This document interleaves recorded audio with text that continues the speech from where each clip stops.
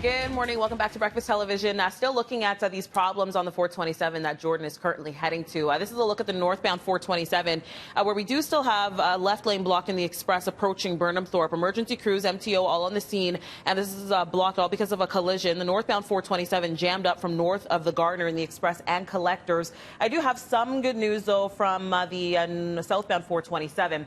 We did have an issue south of Bloor in the express. That is cleared away, but we are still looking at delays from approaching Rathburn in the express. And we are still looking at this problem also on the southbound 427. The ramp to the QEW Gardner has that right lane still blocked off because of a collision. And as you can see, we have some tow trucks and MTO on the scene. Outside of these two issues, though, not looking at any other big problems, just volume on the rest of our major routes. You do want to slow down, take your time, and drive according to the conditions because we are looking at some snow-covered roadways in and around the GTA. So do take your time out there. That is a look at what we have going on for your drive. And I'm going to send things over to Natasha for a look at the forecast.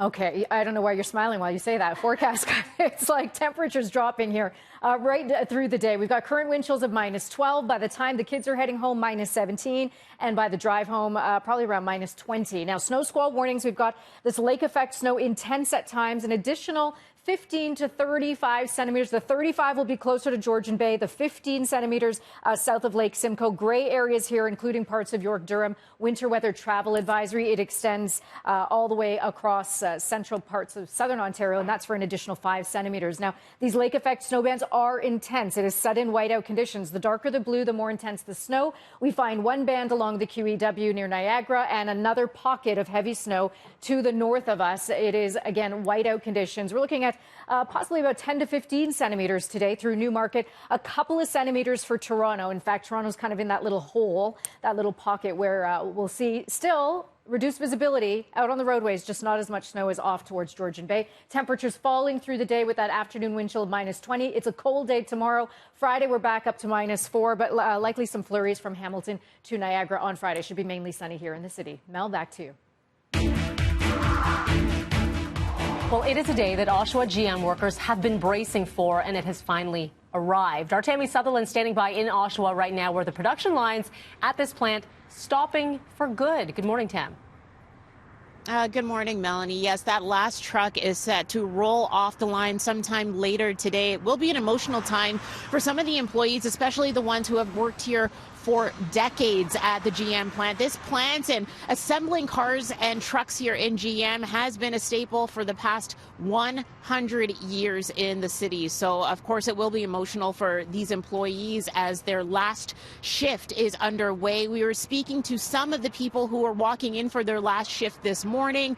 Mixed emotions there, mixed reactions. Some saying that they are incredibly sad about this. Others saying that they are excited and they're waiting to start a new era sometime next year. We did speak to one of the 300 employees who are going to be staying on here. That's as General Motors decides to transform this plant into a parts assembly, parts stamping station that they'll be able to at least keep 300 employees working for now. They also are going to take part of this 22-hectare land and turn it into a test track for autonomous vehicles and for other advanced technology. Now, coming up, we're going to be speaking to some employees who, of course, are walking in for their final shift today. We're also going to be talking to General Motors, to the head of communications there, to get their take on just what this is going to mean for the future of Oshawa once this plant itself and the truck assembly shuts down for the very last time later today. Mel, I'll send it back to you. Yeah, still a lot of questions there, Tammy. Thank you for that.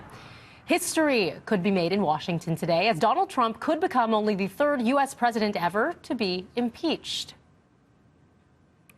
By definition. Here in San Francisco and several other cities, rallies held urging the House to impeach. Trump faces charges of abusing his power and obstructing justice over claims that he pressured Ukraine to investigate a political rival. Trump fired off an angry 6-page letter accusing the Democrats and in particular House Speaker Nancy Pelosi of using the vote to declare an open war on American democracy. They know it's a hoax, it's a witch hunt, and it's just a continuation. It's been going on now for almost 3 years. And it probably started before I even won the election, based on what we're finding out with the insurance policy quotes and other things. So it's a disgrace.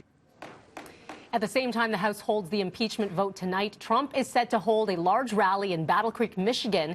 If this vote passes, the Republican-dominated Senate will take on the case next year.